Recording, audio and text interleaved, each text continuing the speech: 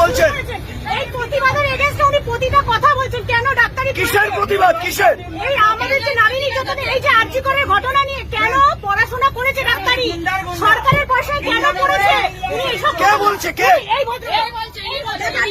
ফেসবুকে এই দেখুন, এই ভদ্রলোকের মুখ দেখুন, এই দেখুন, এই দেখুন, দেখুন, দেখুন, তিনি আরজি করের ঘটনা এই দেখুন, এই দেখুন, এই দেখুন,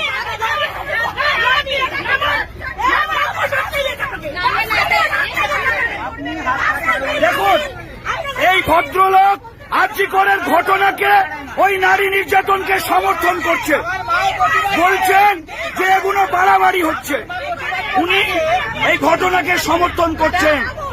যে মহিলারা, আমাদের যে ডাক্তাররা করোনা পরিস্থিতিতে প্রাণ বাজি রেখে আমাদের বাঁচিয়েছেন, সেই ডাক্তার আর